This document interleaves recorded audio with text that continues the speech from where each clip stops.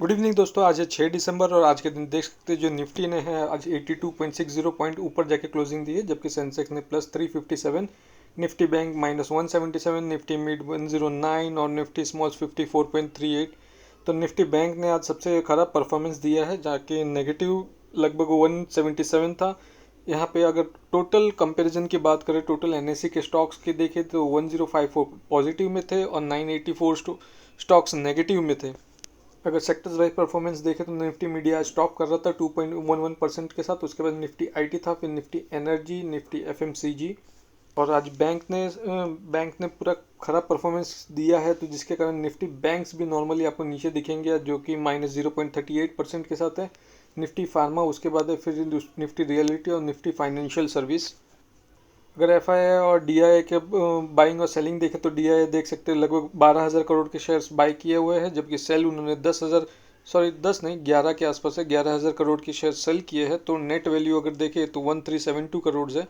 और एफआईआई की तरफ से देखें तो एफआईआई ने लगभग बाय किए हैं 11,836 करोड़ के और सेल किए हैं 11,916 करोड़ के, तो जो कि नेगेटिव में चला जाता है। आज के दिन 79.88 करोड़ की सेलिंग हावी हुई है एफआईआई की तरफ से। अगर ओवरऑल परफॉर्मेंस हम लोग देखें कि एफआईआई और डीआईआई ने किस में बाइंग और सेलिंग की है, तो आगे दिखाता हूँ मैं डेटा। बट अगेन ये डेटा को देखते हुए हमें बाइंग या सेलिंग कभी नहीं करनी है, क्योंकि हमें कभी भी इन्फॉर्म नहीं होता। हम एक रिटेल इन्वेस्टर्स है, जहाँ पे हमें जो न्यूज़ आती है, मान के चले कि हमें सबसे लास्ट में पता चलता है। उसके पहले जो भी है, जो बड़े दिग्गज प्लेयर्स हैं उनके पास ये सारे न्यूज़ आ जाते हैं। तो एफआईआई ने बाय किया, कोई न्यूज़ देखते हुए बाय किया रहेगा। जब तक वो बाय कर चुके रहेंगे हम पीछे रहेंगे, हम बाद में पता चलेगा। और कुछ न्यूज़ आती है जिसके कारण सेल कर रहे हैं, तो अगेन सेलिंग जब मार्केट गिर चुका होगा या स्टॉक गिर चुका होगा उसके बाद हमें पता चलेगा। तो ऑफ कोर्स हमें इनको देखते हुए कभी बाय या सेल नहीं करनी चाहिए। तो चलिए चलते हैं एफआईआई और डीआई के डेटा की तरफ। यहाँ पे देख सकते हैं ये कंपनी का नाम है, जहाँ पे बर्जर प्लेन, बलरामपुर चीनी मिल्स और चंबल फर्टिलाइजर्स है। यहाँ पे एफआईआई की बाइंग या सेलिंग देखने मिली है, जहाँ पे बर्जर पेंट्स के हिसाब से वो सेलिंग देखने मिल सकती है। बलरामपुर चीनी मिल्स में सोल्ड है और चंबल फर्टिलाइजर में बाय किया हुआ है। इसे हम इग्नोर करेंगे फिलहाल। और जब ये डेटा लिया गया था तभी जो परसेंटेज चेंज था स्टॉक में तभी की देख सकते हैं हम लोग।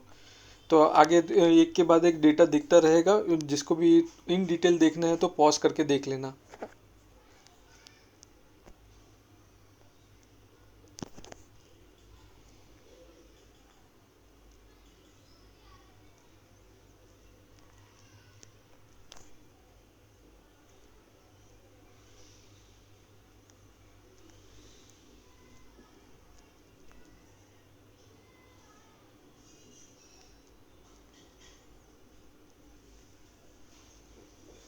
ये था कोरोमंडल में जो लास्ट था आज के दिन का, जहाँ पे बॉट हुआ है।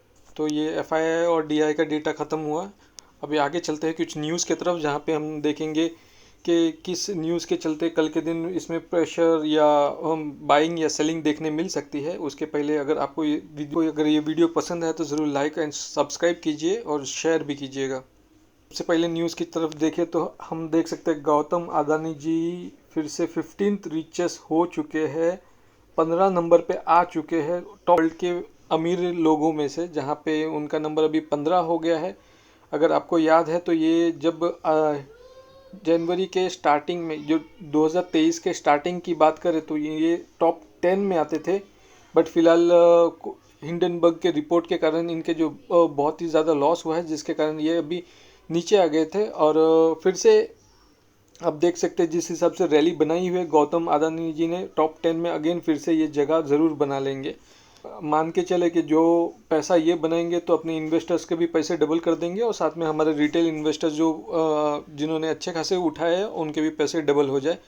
इस आज अगर पहले स्टॉक की बात करें तो यहाँ पे देख सकते हैं 3.23% की मंदी देखने मिली है, जहाँ पे अगर मार्केट कैप की बात करें तो ये 51,000 करोड़ का मार्केट कैप है। और कंपनी का नाम है 197 कम्युनिकेशन लिमिटेड, जिसे हम पेटीएम के नाम से जानते हैं। तो ऐसा क्या न्यूज़ आया जिसके कारण इसमें इतनी मंदी देखने मिली है, तो चलिए वो न्यूज़ की तरफ बढ़ते हैं।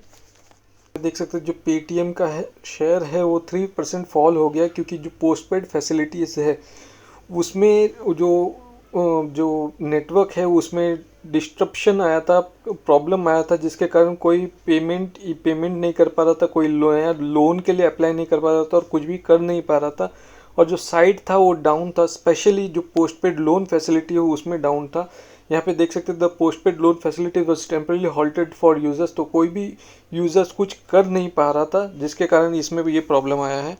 देख सकते हैं जो कोई अगर यूज़र ट्राई भी कर रहा था तो ये एरर आ रहा था, we are upgrading the experience and enhancing the security measures, we will be back सून।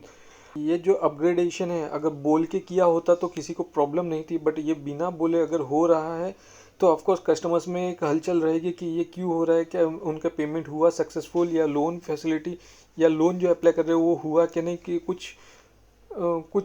किसी को समझ में नहीं आ रहा था। कुछ लोग ने ट्विटर में भी, प्लेटफॉर्म एक्स पे भी ट्राई किया, सब में इंफॉर्मेशन ढूंढने के, बट किसी को कुछ मिल नहीं रहा था, जिसके कारण इसमें एक बड़ी मंदी देखने मिली थी।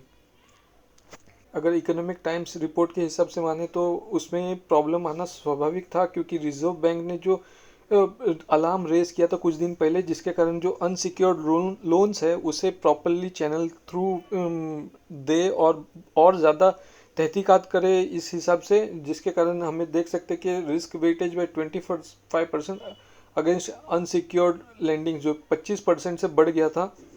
और एक सोर्स के हिसाब से अगर ये न्यूज़ देखें तो यहाँ पे देख सकते हैं कि जो कोई एक पार्टनर था यहाँ पेटीएम का, जिन्होंने इसमें से पुल आउट, यहाँ से हाथ निकाल लिया या पैसे निकाल लिए हैं, वो पार्टनरशिप से वो अभी पार्टनर नहीं रहेंगे, जिसके कारण जो पोस्ट पेड जो लोन के फैसिलिटीज़ है उसके कारण उसमें इफेक्ट पड़ा था। ये एक न्यूज़ था और जिसके कारण जो नए लोन देने की फैसिलिटीज़ वो सारे बंद कर दिए। ये तो सिर्फ न्यूज़ था सोर्सेस के हिसाब से, बट अगेन इसकी कोई 100% कंफर्मेशन नहीं है कि ये एग्जैक्टली न्यूज़ है कि नहीं है, जिसके कारण जो ये सारे न्यूज़ के चलते आज पेटीएम में थोड़ा प्रेशर देखने मिला है हमें। पेटीएम के पर डे के चार्ट के हिसाब से देखें तो ये अच्छा ओपनिंग तो अच्छा होता है, बट अगेन ये डाउनफॉल में चला जाता है, फिर डाउनफॉल से थोड़ा संभलता हुआ ऊपर जाता है, फिर अगेन ये नीचे डाउनफॉल में दिखेगा, फिर ये अब फिलहाल के लिए अपर बॉटम बनाता हुआ ऊपर गया था और अब भी फिलहाल एक बॉक्स में ही काम कर रहा है, जहाँ पे देख सकते हैं ये बॉक्स 1000 से 800 के बीच में है, जहाँ पे 8000 का एक इसका रेजिस्टेंस का लेवल फेस हो रहा है और 800 के इसके सपोर्ट का लेवल फेस हो रहा है। यहाँ पर भी देख सकते हैं कि इसने एक सपोर्ट लिया था, छोटा मोटा सपोर्ट, यहाँ पे इसने एक रेजिस्टेंस फेस किया था और यहाँ पे एक सपोर्ट बना रहा है 800 का फिर से। अगर कुछ लोगों को पता नहीं चल रहा है कि 800 ये सपोर्ट या रेजिस्टेंस क्या है, तो अगर उनके समझने के लिए अगर मैं बोल दूं कि रेजिस्टेंस वो जगह है जहाँ पे ग्राफ या ट्रेंडिंग लाइन जाके अटक जाता है, जिसके कारण उसको फिर से नीचे आना पड़ता है, वो रेजिस्टेंस है। रेजिस्टेंस मतलब अटका और सपोर्ट मतलब लटका मतलब वो ऐसी जगह रहेगी जहाँ पे वो जो लटक जाएगा और वहाँ से वो नीचे नहीं जाने की कोशिश करेगा। अगेन इस हिसाब से मैं आपको समझाने की कोशिश करूँगा, होप मैं आपको समझा पाया बराबर से सपोर्ट और रेजिस्टेंस का मतलब।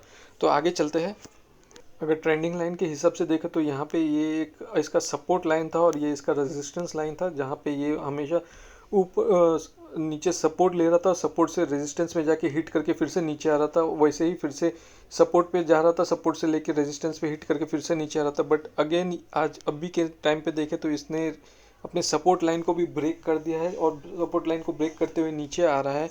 फिलहाल के लिए अगर देखें तो इसका 800 का यहाँ पे एक सपोर्ट बन रहा है, बट 800 पे टिकेगा कि नहीं टिकेगा वो बाद में ही देखने को मिलेगा, क्योंकि न्यूज़ तो थोड़ी नेगेटिव है जिसके कारण प्रेशर देखने मिल रहा है।